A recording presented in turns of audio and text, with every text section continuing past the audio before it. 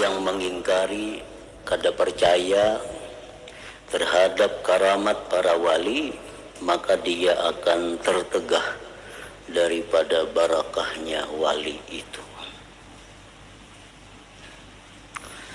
Karena tidak ada tempat sandarannya kecuali keterbatasannya, kelingahannya dari yang demikian dan kelingahan orang yang melihatnya.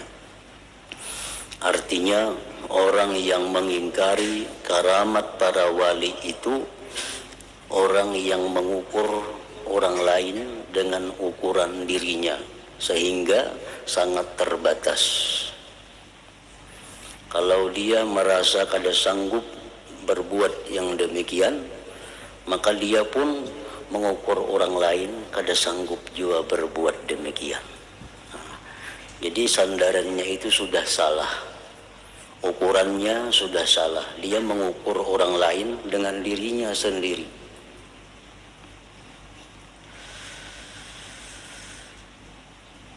Dan sejahat-jahatnya sandaran yang demikian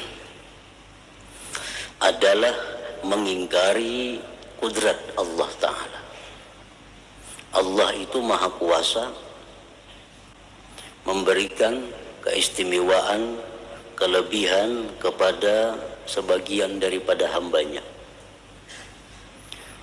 Orang yang mengingkari karamat para wali itu bisa disamakan dengan orang yang mengingkari kudrat Allah. Padahal setiap karamat para wali maka itu adalah merupakan mukjizat dari Nabi sallallahu alaihi wasallam. Kullu karamatin liwaliyin mu'jizatun lahu sallallahu alaihi wasallam. Setiap ada karamat dari para wali, maka itu hakikatnya adalah mukjizat Nabi kita. Karena para wali ini umat Nabi kita. Wali-wali itu umat Nabi kita. Umatnya demikian, apalagi nabinya. Jadi setiap karamat wali itu hakikatnya mukjizat daripada Nabi sallallahu alaihi wasallam. Yang mengingkari mukjizat Nabi itu membahayakan kepada keimanan seseorang.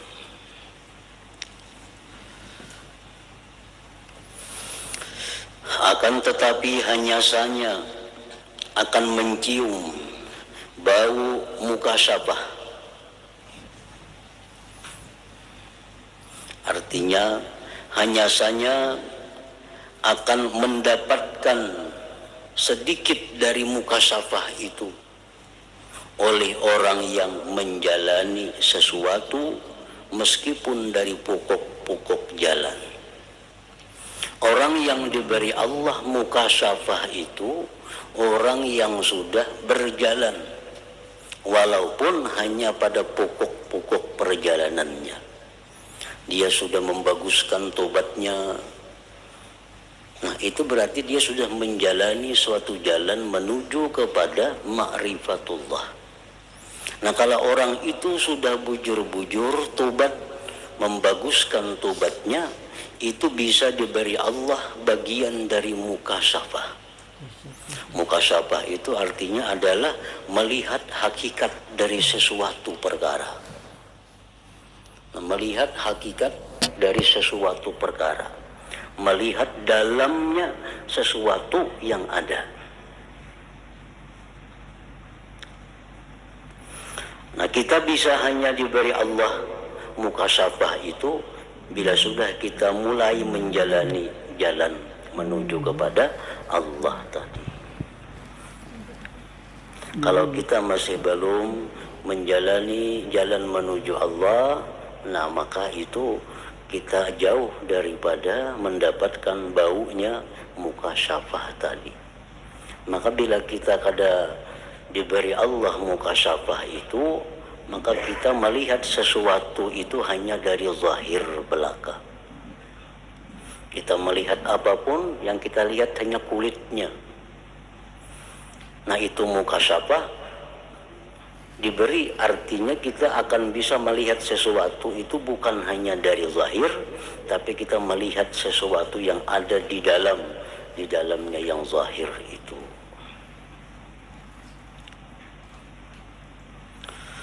Sebagaimana telah ditanyakan kepada Bishrun, dengan sebab apakah kamu mencapai tingkatan ini?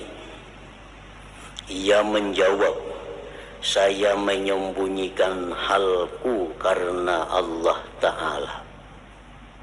Maksudnya, saya meminta kepada Allah supaya Allah menyembunyikan untukku dan merahasiakan urusanku. Artinya bahwa orang yang sedang berjalan menuju kepada ma'rifatullah itu, dia mesti minta kepada Allah agar disembunyikan.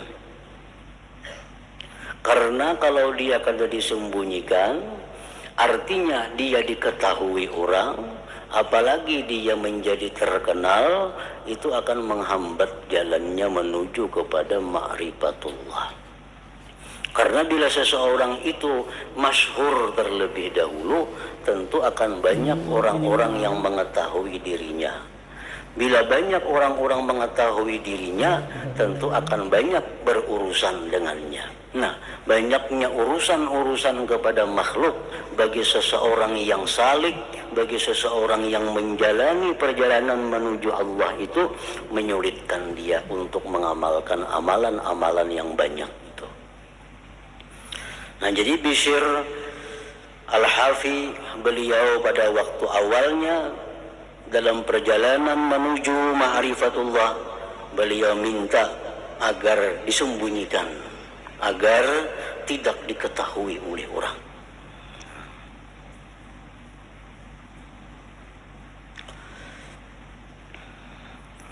Telah diriwayatkan bahwasanya Bishr ini melihat Nabi Khidir alaihi salam. Maka ia berkata kepadanya Nabi Khidir, ujar Bishr Al-Hafi, berdoalah kepada Allah Ta'ala untukku. Nah, berdoalah kepada Allah Ta'ala untukku. Nah, bahasa kitanya, doakan pang aku kepada Allah. Nah, doakanlah aku kepada Allah. Nabi Khidir alaihissalam berkata, semoga Allah memudahkanmu untuk taat kepada Allah. Nah, itu doa Nabi Khidir. Semoga engkau diberi Allah kemudahan untuk selalu taat kepada Allah. Saya berkata kepadanya, Khidir, tambahkanlah doa untukku. Tambahi pang lagi doanya itu. Nabi Khidir alaihissalam berkata, dan semoga Allah menutupi ketaatan itu atasmu.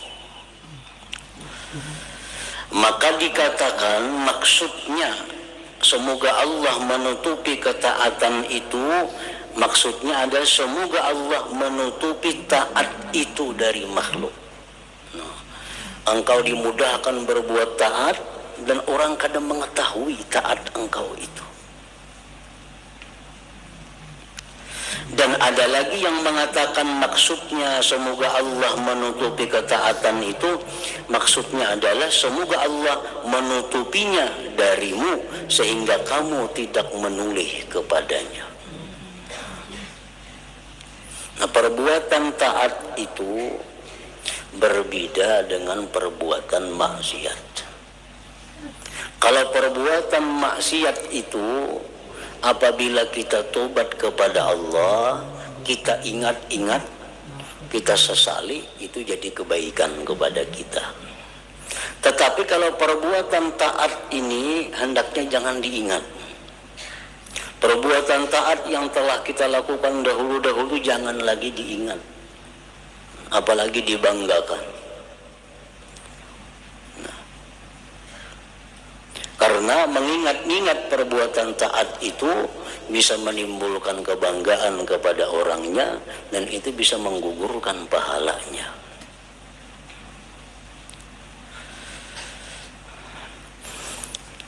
Dari kisah Bishrul Hafi kepada Nabi Khidir alaihi salam ini, bahwa seseorang yang menjalani jalan ma'rifat kepada Allah, maka dia mesti agar ditutupi, mesti tidak dikenali, mesti tidak diketahui bahwa dia itu menjalani jalan menuju kepada ma'rifatullah. Karena makin dia tersembunyi, makin sedikit kesibukannya. Makin kada dikenal orang, makin sedikit urusannya.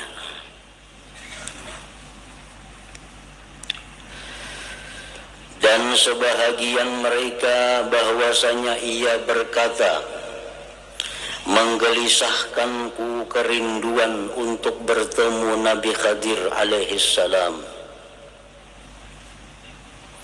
Lalu pada suatu kali saya meminta kepada Allah Ta'ala, semoga Allah memperlihatkan saya kepadanya Nabi Khidir, supaya ia mengajarkan kepadaku sesuatu yang sangat penting untukku.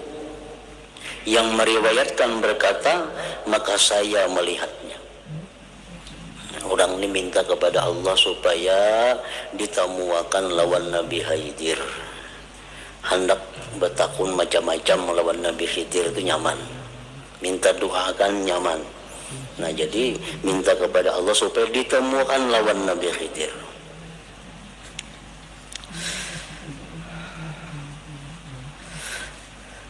Doanya dikabulkan Allah, dia bertemu Nabi Khidir. Dan tidak mengalahkanku akan kesusahanku dan cita-citaku, kecuali saya berkata kepadanya, wahai Abul Abbas. Itu kunyah Nabi Khidir, panggilan Nabi Khidir. Ini Nabi Khidir itu panggilan Sidin atau kunyah Sidin Abul Abbas. Gelar Sidin itu Khadir atau Khidir. Ngaran Sidin Balya, ngarannya kada terkenal, yang terkenal cuma gelar. Khidir itu gelar. Kalau panggilannya Abul Abbas, ngaran Sidin sebujurannya Balya. Apa digelar Khidir? Hijau. Khidir itu hijau artinya. Karena beliau tidak bertempat di suatu tempat yang gersang, melainkan tempat gersang itu menjadi subur. Tidak ada tempat yang gersang Sidin singgahi, melainkan tempat yang gersang itu menjadi makmur. Nah, makanya digelar dengan gelar Khidir. Jadi membacanya ada dua cara. Yang pertama Khadir, Nabi Khadir, atau Nabi Khidir. Kada ada Nabi Khidir. Nah, jadi Khadir atau Khidir, artinya hijau tadi.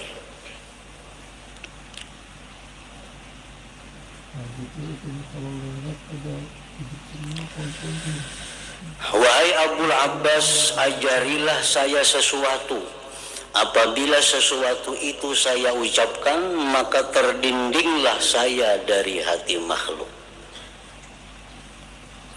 Artinya ajari pang aku amalan, nang bila ku amalkan, orang kada memandang lagi lawan aku, orang kada ingat lagi lawan aku, orang kada tahu lagi lawan aku. Nah, itu amalannya apa? Karena Sidin ini hendak menjalani makrifat kepada Allah, diperlukan ketenangan, diperlukan kesunyian. Jangan ada orang-orang yang mengganggu daripada makhluk Allah. Jadi minta doa kepada Khidir, bacaan apa supaya bacaan itu bila dibaca orang kada menggandang lagi lawan seorang, orang kada mengingat lagi lawan seorang, orang kada memperhatikan lagi lawan seorang, sehingga kada ada gangguan untuk mengamalkan wirid-wirid, mengamalkan amalan-amalan yang mempercepat dia menuju kepada ma'rifatullah.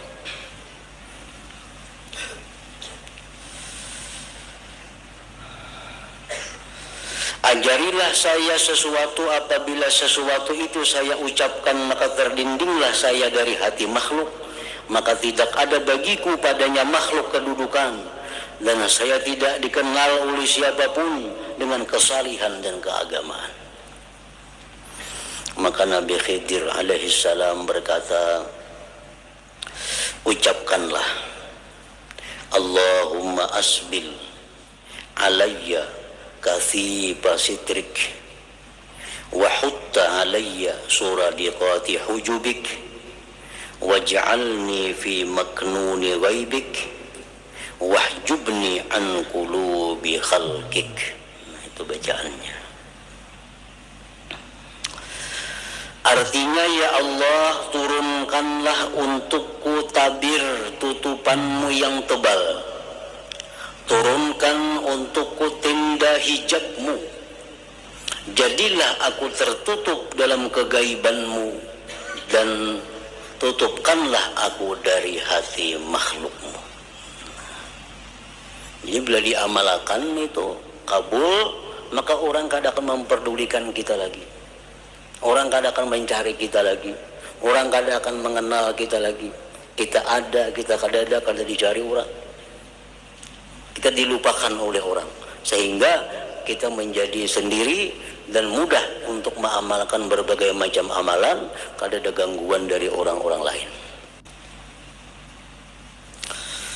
Ia berkata, kemudian Nabi Khidir itu menghilang, dan saya tidak melihatnya lagi, dan saya tidak rindu lagi sesudah itu. Maka saya senantiasa membaca doa-doa itu pada setiap hari, diamalkan doa itu tiap hari. Dan diceritakan bahwa jadilah ia, sesudah mengamalkan tadi beberapa hari, diamalkan doa Nabi Khidir tadi, kabul. Di mana ia dipandang rendah dan hina, orang semuaan meremehkan dia, orang semuaan menghinakan dia, orang kafir zimmi menghinakannya, orang kafir pun menghinakan, dan orang banyak memandangnya hina di jalan-jalan.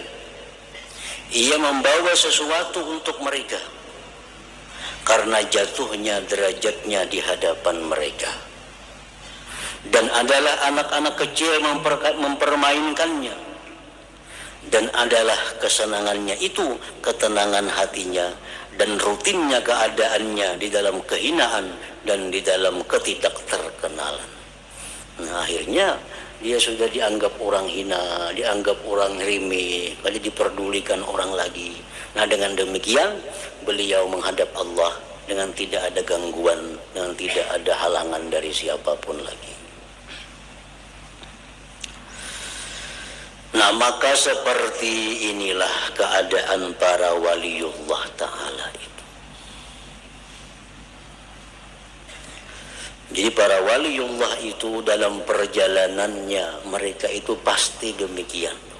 Pasti kada dikenal orang, pasti kada diketahui orang, karena mereka memang minta itu, mereka minta. Tapi sesudah mereka itu diangkat, dijadikan waliullah, nah mereka serahkan sepenuhnya kepada Allah. Hendak dijadikan Allah terkenal, boleh. Hendak dijadikan Allah tersembunyi terus menerus sampai mati, mereka pun setuju. Nah, mereka kada bakal hendak lagi. Hendak apa kada, terserah Allah. Itu kalau sudah mereka mencapai kedudukan ma'rifatullah. Ya, perkataan ulama mengatakan man ahabbal humul bahwa abdul humul, wa man ahabba zuhur bahwa abdul zuhur, wa man ahabba Allah bahwa abdullah. Nah, siapa nang katuju hendak tersembunyi aja, itu ngarannya hambanya tersembunyi. Siapa nang hendak masyhur, itu ngarannya hambanya masyhur. Tapi siapa yang hendak kepingin kepada Allah, itulah hambanya Allah. Nah, artinya di waktu kita menjalani perjalanan ma'rifatullah, kita kada dikenal orang, kada diketahui orang, dan sudah mencapai kedudukan ma'rifat kepada Allah, serahkan diri kita kepada Allah, terserah Allah. Hendak dijadikan seorang terkenal, hendak dijadikan Allah orang yang terhina, tersembunyi, sepenuhnya terserah Allah subhanahu wa ta'ala. Dan umumnya para wali-wali itu adalah tersembunyi. itu umumnya. Kalau ada wali-wali nang timbul, wali-wali nang masyhur, itu semata-mata Allah masukkan untuk menegakkan agama Allah, untuk menegakkan amar ma'ruf nahi munkar, untuk mengajarkan ilmu-ilmu Allah Subhanahu wa taala. Nah, kalau tidak ada tujuan itu, kalau tidak ada tugas itu, maka para wali-wali ini akan disembunyikan oleh Allah sampai akhir hayat mereka.